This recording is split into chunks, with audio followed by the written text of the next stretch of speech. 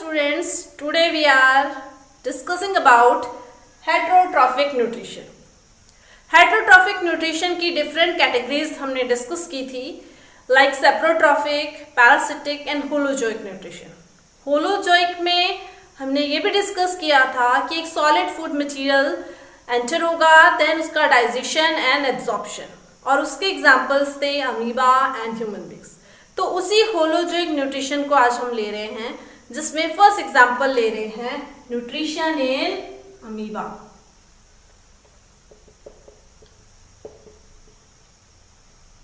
Amoeba it is a unicellular living organism, और unicellular it means single cell. Single cell के around क्या present होगा? Cytoplasm. इसकी outer body पे कुछ ग्रोथ दिख रही हैं, ऐसा लगता है कि जैसे ये इसके फीट यानी पैर है, और ये आउटग्रोथ बार बार चेंज होती रहती है. अभी यहाँ दिख रही है आउटग्रोथ, थोड़ी देर बाद में कहीं और होगी, तो इसलिए इन स्ट्रक्चर्स को बोलते हैं सूडोपोडिया.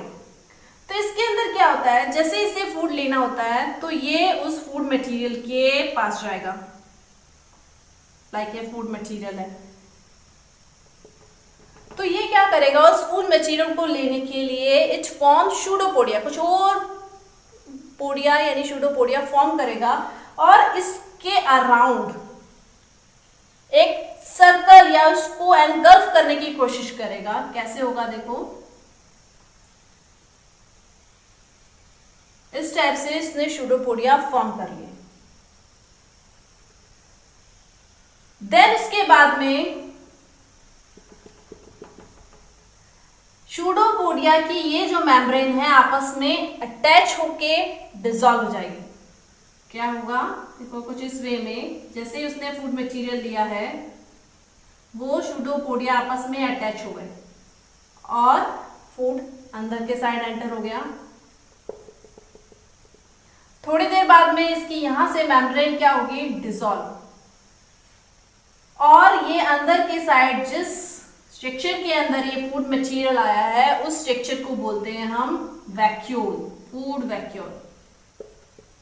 इस वैक्यूल के अंदर क्या प्रेजेंट होगा, कुछ एंजाइम्स, डाइजेस्टिव एंजाइम्स, जो क्या करेंगे, इस फूड को डाइजेस्ट करना स्टार्ट कर देंगे.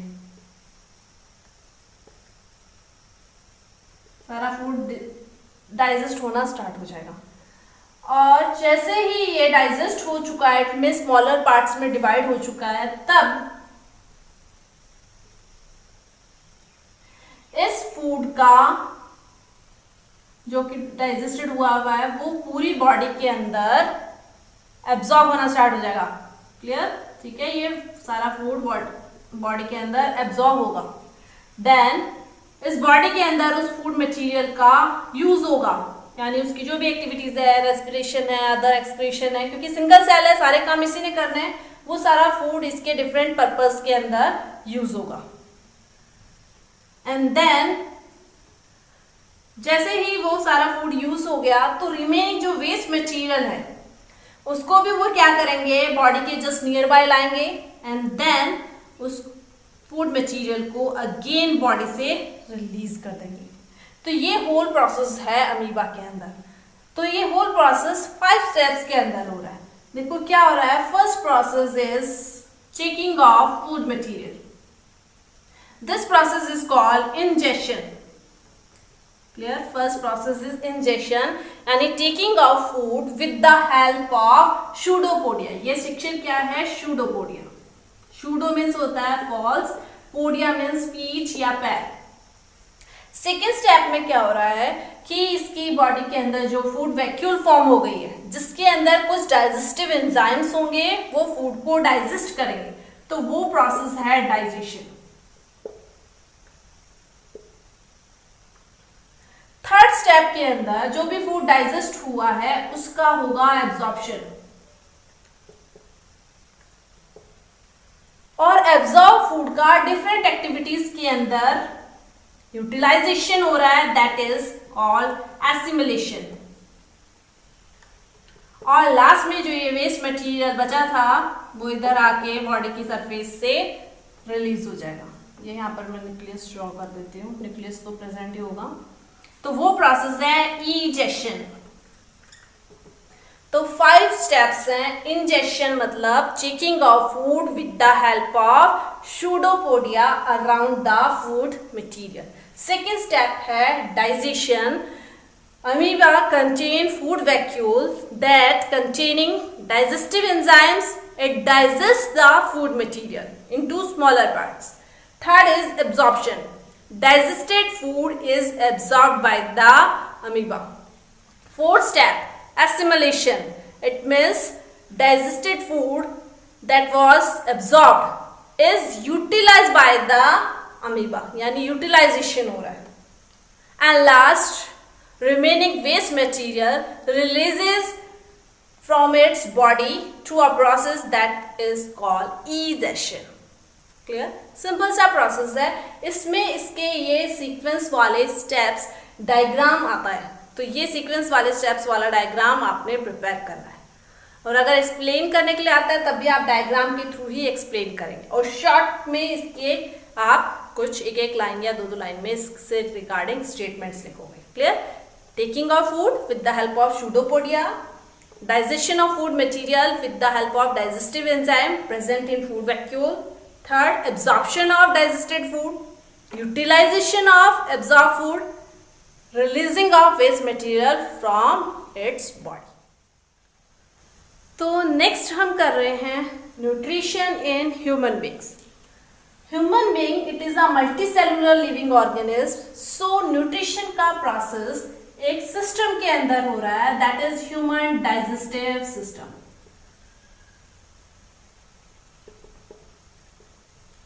Digestive system it consist two part, it means it is made from alimentary canal and second part digestive glands. तो अब हम डिस्कस कर रहे हैं ह्यूमन डाइजेस्टिव सिस्टम की स्ट्रक्चर।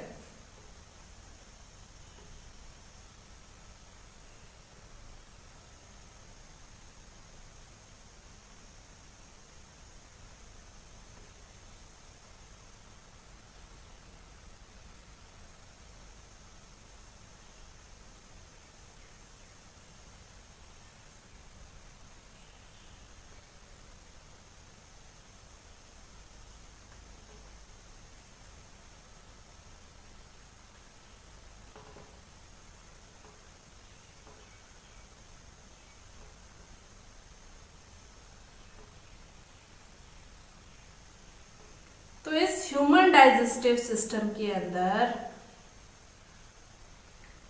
फर्स्ट पार्ट स्टार्ट होता है माउथ से, then next part is oral cavity. ठीक है, मुंह से जैसे ही अंदर एंटर होगा तो ओरल कैविटी या it's another name is mouth cavity. Third long pipe like structure है, इट इज कॉल्ड ईसोफेगस, या जनरल टर्म में हम इसके लिए यूज कर सकते हैं word food pipe. Next flatten U like एक स्ट्रक्चर होगी स्टमक। स्टमक एक स्मॉल पाइप के अंदर ओपन होगा, that is called small intestine. Small intestine start होगी नेक्स्ट वाले लार्ज इंटेस्टाइन में, और ये है एनस। क्लियर? तो ये ह्यूमन डाइजेस्टिव सिस्टम के अंदर दो पार्ट्स थे, एलिमेंट्री कैनाल। ये जो मैंने पूरा होल ड्रॉ किया है it is the alimentary canal. कहां से स्टार्ट हो रही है? Mouth, oral cavity, oesophagus, stomach, small intestine, large intestine and anus. Plus इसमें क्या प्रेजेंट है? Digestive glands. तो तीन टाइप की ग्लैंड्स इसमें प्रेजेंट है, जिसमें फर्स्ट है सेलाइवरी ग्लैंड्स,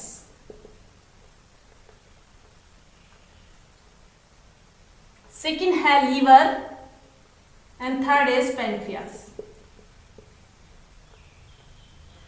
तो इसी ओरल कैविटी के नियर इधर प्रेजेंट होती हैं सेलाइवरी ग्लैंड्स। नेक्स्ट टाइप की ग्लैंड लीवर, वो इसी के ऊपर इन्वर्टेड शेप के अंदर प्रेजेंट होती है लीवर। एंड थर्ड है leafy like structure, that is pancreas. Clear? तो ये होल जो डायग्राम है ये है डाइजेस्टिव सिस्टम का। अब वन बाय वन हम इससे रिलेटेड डिस्कस करते हैं। जब भी फूड डाइजेस्ट होगा तो सबसे पहले एंटर होगा माउथ के अंदर। क्लियर? तो माउथ का फंक्शन है checking of food. Clear? Second है ओरल कैविटी। फर्स्ट माउथ का तो हमने कर लिया चेकिंग ऑफ फूड। सेकेंड जो ओरल कैविटी है, it is also called mouth cavity. It is surrounded by jaw. Clear? Oral cavity के अंदर अपने क्या प्रेजेंट है? जॉ, जबड़े प्रेजेंट है। तो उन जॉज के अंदर दो टाइप के हैं, upper and lower jaw. And jaw bears teeth. Teeth भी अपने को पता है एडल्ट के अंदर 32 टीथ होते हैं। तो वो किस टाइप से है? 4 टाइप्स के टीथ हैं। फर्स्ट नंबर का है इंसीजर, छोटी क्लासेस में आपने डिस्कस किया है। सेकंड है कैनाइन्स, थर्ड है प्रीमोलर और लास्ट होते हैं मोलर। इसके लिए एक हम फॉर्मूला यूज करते हैं, दैट इज 2 1 2 3। क्या मीनिंग है? देखो पूरे ओरल कैविटी में 2 जॉ हैं, अपर जॉ और लोअर जॉ। अगर हम अपर जॉ को भी हाफ डिवाइड कर लें, यानी यहां से लेके यहां तक का पूरा पोर्शन अगर हमें डिस्कस करना है, तो इस वाले पोर्शन के अंदर कितने इंसीजर हैं? 2, यानी यहाँ 2 इंसीजर है। देन कैनाइन कितना है? 1 यहाँ पर। फिर प्रीमोलर 2 हैं और लास्ट में मोलर है 3। यानी ये मैंने शो किए अपर जॉ के भी हाफ पोर्शन के। अगर आपको पूरे अपर जॉ के शो करने हैं तो इस पूरी वैल्यू को आपने 2 से मल्टीप्लाई कर देना है। क्लियर? सेम थिंग ऐसा ही लोअर जॉ में होगा, वहां पर भी कैसे होंगे? 2 1 2 3। क्लियर? तो इससे आप काउंट कर लो, ये 2 1 2 3 कितने हो गए? 5 6 7 8। 8 2 जा 16 और लोअर साइड में भी 8 8 2 जा 16। 16 अपर है, 16 डाउन है, तो टोटल हो गए 32। ये जो नंबर है it is called dental formula. ठीक है? नंबर लर्न करने के लिए है 2 1 2 3 अपॉन 2 1 2 3। तो इन टीथ का फंक्शन सबको पता है, च्यूइंग ऑफ फूड, फूड को चबाना है। क्लियर? देन थर्ड पार्ट आता है आपका सलाइवरी ग्लैंड्स। ये सलाइवरी ग्लैंड्स सिक्रीट करती हैं सलाइवा, और इस सलाइवा के अंदर प्रेजेंट होता है एमाइलेज एंजाइम। क्लियर? और एमाइलेज एंजाइम का काम है कार्बोहाइड्रेट को ब्रेक डाउन करना। क्लियर? देखो हमने क्या लिया है? फूड मटेरियल लिया है। उस फूड मटेरियल के अंदर डिफरेंट कंपोनेंट हो सकते हैं, कार्बोहाइड्रेट हो सकता है, फैट, प्रोटीन। तो कार्बोहाइड्रेट का डाइजेशन स्टार्ट हो गया है सलाइवरी ग्लैंड से। ये पूछते हैं आपसे कहाँ से स्टार्ट हो रहा है, कहाँ एंड हो रहा है, कहाँ कंप्लीट हो रहा है? तो कार्बोहाइड्रेट का ही ओनली स्टार्ट हुआ है। कार्बोहाइड्रेट का स्टार्ट हो गया सलाइवरी ग्लैंड के सलाइवा के अंदर प्रेजेंट एमाइलेज एंजाइम से। तो एमाइलेज एंजाइम कार्बोहाइड्रेट को ब्रेक डाउन करके इसके स्मॉलर कंपोनेंट्स ग्लूकोज के अंदर डिवाइड करेगा। क्लियर? तो ये फंक्शन है सलाइवरी ग्लैंड्स का। देन उसके बाद में आता है नेक्स्ट ईसोफेगस या food pipe. It is a long pipe like structure and it is a muscular pipe like structure. It means muscles हैं। तो इसके अंदर डाइजेशन के अंदर इसका कोई रोल नहीं है। ओनली फूड क्या होगा, इसके थ्रू स्लिप होके स्टमक में आएगा।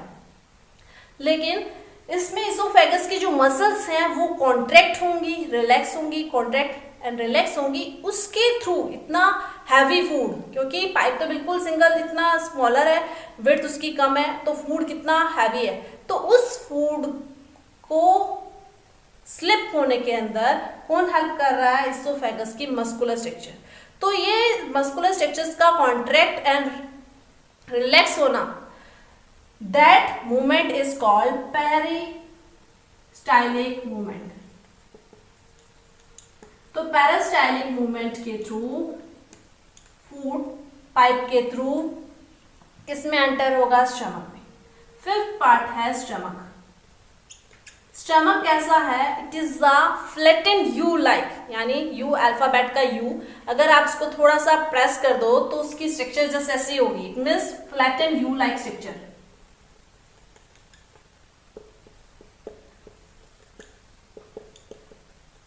अब इसका काम क्या है स्टमक का?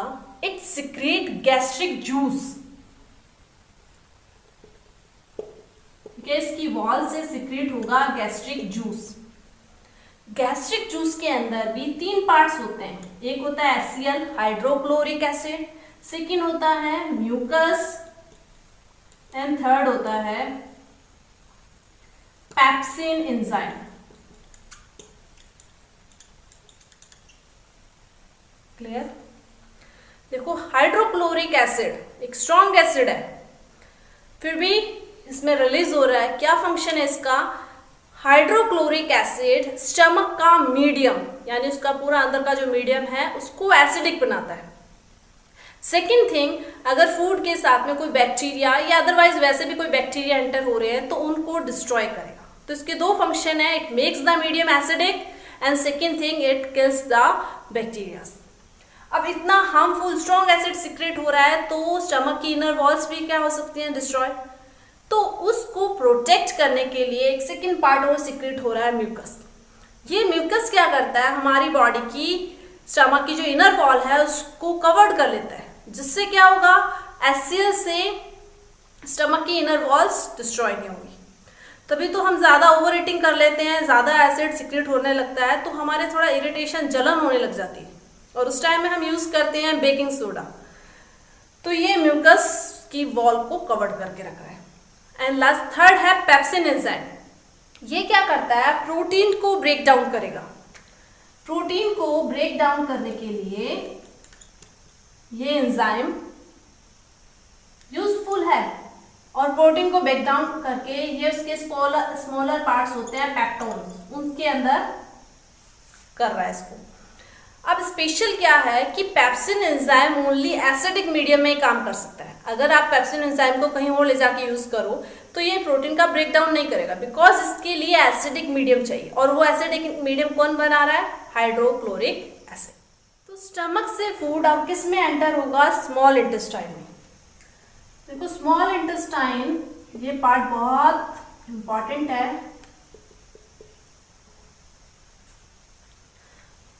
इस स्मॉल इंटेस्टाइन की जो लेंथ होती है वो बहुत ज्यादा होती है। इसका रीजन क्या है कि जितना भी प्रोसेस होना है, होल डाइजेशन का जो कंप्लीशन है वो स्मॉल इंटेस्टाइन में ही कंप्लीट होगा।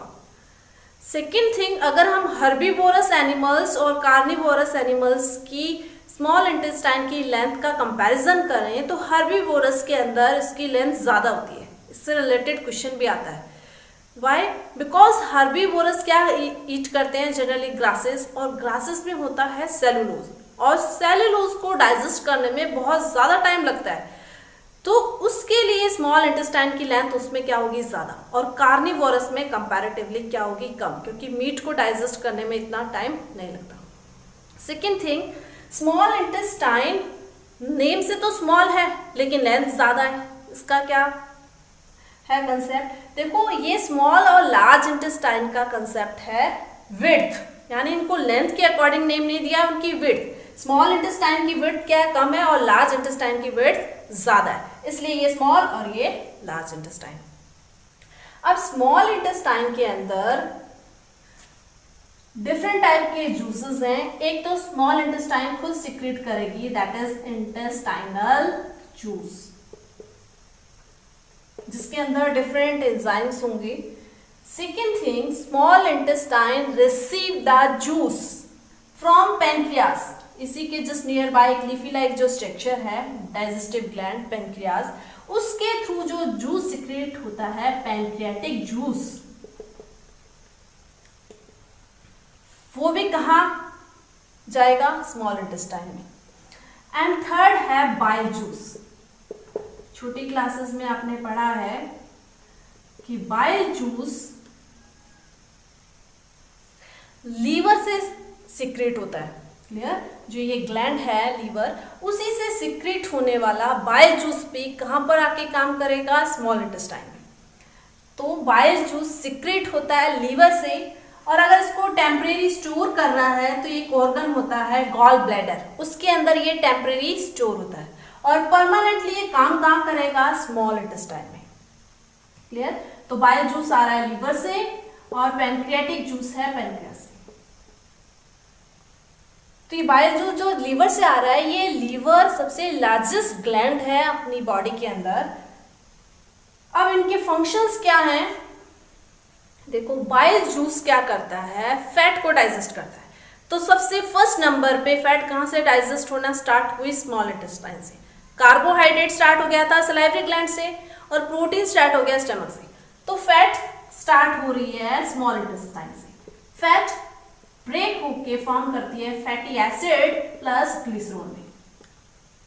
ये प्रोसेस होता है इमल्सिफिकेशन। फैट का ग्लिसरॉल में कन्वर्ट होना, फैटी एसिड में कन्वर्ट होना, ये प्रोसेस है इमल्सिफिकेशन। और ये प्रोसेस जस्ट सिमिलर है सपोनिफिकेशन रिएक्शन की तरह। हम केमिस्ट्री के 4th चैप्टर में पढ़ेंगे सपोनिफिकेशन, जिसमें सोप बनता है। तो जब सोप की फॉर्मेशन होती है तब भी उसमें सोप प्लस ग्लिसरॉल प्रोडक्ट होते हैं। तो ये जस्ट सपोनिफिकेशन रिएक्शन की तरह ही है। सो बाइल जूस के थ्रू जो फैट का इमल्सिफिकेशन हो रहा है वो सपोनिफिकेशन के सिमिलर है। अब नेक्स्ट थिंग आ रही है कि पैनक्रियास में बहुत से एंजाइम्स हैं, लेकिन मेन एंजाइम होता है ट्रिप्सिन। और इस ट्रिप्सिन का काम क्या है? प्रोटीन को ब्रेक डाउन करना। प्रोटीन को ब्रेक डाउन करके ये बनाते हैं अमीनो एसिड के अंदर। देखो, प्रोटीन का डाइजेशन स्टमक में भी हो रहा था, लेकिन कंप्लीट नहीं हो रहा। कंप्लीट ब्रेक डाउन प्रोटीन का होगा स्मॉल इंटेस्टाइन में। कौन से एंजाइम की प्रेजेंस में? ट्रिप्सिन। अब ट्रिप्सिन का क्या स्पेशल है? ये ऑलवेज वर्क करता है बेसिक मीडियम में। अब बेसिक मीडियम कहां से आया? तो वो बेसिक मीडियम बनाता है इंटेस्टाइनल जूस। इसके अंदर जो प्रेजेंट एंजाइम्स हैं वो ही फॉर्म करते हैं बेसिक मीडियम। क्लियर? तो आपने ये प्रिपेयर करना है। एक तो पेप्सिन और ट्रिप्सिन के अंदर डिफरेंस। पेप्सिन का काम भी प्रोटीन को ब्रेक डाउन करना है, और ट्रिप्सिन का काम भी प्रोटीन को ब्रेक डाउन करना है। बट पेप्सिन एसिडिक मीडियम में काम करेगा और ट्रिप्सिन बेसिक मीडियम में काम करेगा। तो ये है स्मॉल इंटेस्टाइन के अंदर होने वाला डाइजेशन। अब क्या हुआ है? कार्बोहाइड्रेट, फैट, प्रोटीन सबका डाइजेशन हो गया। It means complete digestion. अगर पूछा जाए कौन से पार्ट में हो रहा है डाइजेस्टिव सिस्टम के, तो that is small intestine. Clear? Second thing पूछते हैं कि कार्बोहाइड्रेट, फैट, प्रोटीन का जब भी डाइजेशन होता है तो उसका सबसे लास्ट प्रोडक्ट क्या होता है? Smaller part. तो आपको याद करना है कि कार्बोहाइड्रेट जब भी टूटे उसका सबसे स्मॉलर पार्ट है ग्लूकोज, सिंपलर पार्ट। फैट जब भी टूटे उसका सिंपलर पार्ट है फैटी एसिड एंड ग्लिसरॉल। और प्रोटीन जब भी टूटे तो प्रोटीन पहले पेप्टोन्स में टूटता है देन, लेकिन सबसे स्मॉलर सिंपलर पार्ट पूछा जाए तो वो है एमिनो एसिड्स। क्लियर? ये है डाइजेशन का प्रोसेस। अब आता है कि डाइजेस्ट हो गया, अब आपको एनर्जी के लिए चाहिए, तो कौन सा प्रोसेस होगा? एब्जॉर्प्शन। तो डाइजेस्टेड फूड का एब्जॉर्प्शन भी कौन से एरिया से स्टार्ट होता है? स्मॉल इंटेस्टाइन से। देखो, डाइजेशन पूरा होल एंड कहाँ हो रहा है? स्मॉल में। और एब्जॉर्प्शन भी स्टार्ट कहाँ से हो गया? स्मॉल इंटेस्टाइन में। और यहीं पर एंड होगा। जितना भी डाइजेस्टेड फूड है कंप्लीटली, उसका कंप्लीट एब्जॉर्प्शन होगा स्मॉल इंटेस्टाइन में। किसकी हेल्प से? तो स्मॉल इंटेस्टाइन की सरफेस पे कुछ फिंगर लाइक आउटग्रोथ्स होती है। उन फिंगर लाइक आउटग्रोथ्स को हम बोलते हैं विली। देखो, अगर नॉर्मल वो प्लेन होती है इस वे में, तो उससे मान लिया हमने कोई जितना भी फूड डाइजेस्ट हो रहा है, और अगर आपने उसके ऊपर इस टाइप की फिंगर लाइक आउटग्रोथ्स बना दी, तो अब क्या हो गया? डाइजेस्टेड फूड के लिए एब्जॉर्प्शन के लिए ये एरिया क्या हो गया? इंक्रीज हो गया। तो ये विली क्या है? Finger like outgrowths. इनका काम क्या है? Absorption of digested food. और विली क्यों है? Because it increase the surface area for absorption. Clear? तो डाइजेस्ट फूड का कंप्लीट एब्जॉर्प्शन हो रहा है स्मॉल इंटेस्टाइन में। है कि फूड तो डाइजेस्ट हो गया, लेकिन उसमें प्रेजेंट जो वाटर है, यूजफुल वाटर है, उसका एब्जॉर्प्शन स्मॉल इंटेस्टाइन में नहीं होगा। तो हमारा जो भी फूड डाइजेस्ट हुआ है, एब्जॉर्ब हो गया, अब रिमेनिंग पार्ट कहाँ जाएगा? लार्ज इंटेस्टाइन में। तो लार्ज इंटेस्टाइन के अंदर जो हमारा यूजफुल वाटर चला गया है उसका एब्जॉर्प्शन होगा। तो लार्ज इंटेस्टाइन का फंक्शन है एब्जॉर्प्शन ऑफ वाटर।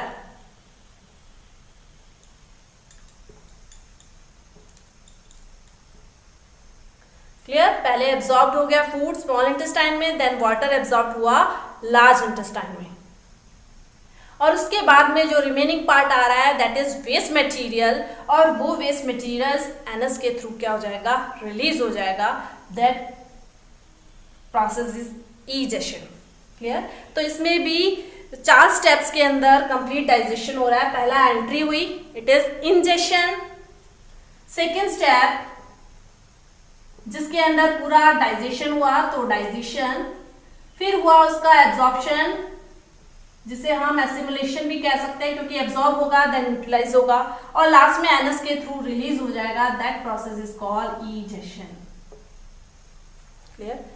तो ये बहुत ज्यादा इंपॉर्टेंट है इस डाइजेस्टिव सिस्टम का डायग्राम, प्लस इसके एक एक पार्ट के फंक्शन और स्ट्रक्चर, तो वो आपने प्रिपेयर कर रहे हैं। तो ये अपना पूरा था न्यूट्रिशन का प्रोसेस अमीबा, ह्यूमन बीइंग्स और प्लांट्स के अंदर, वो कंप्लीट है। Okay students, thank you and have a nice day.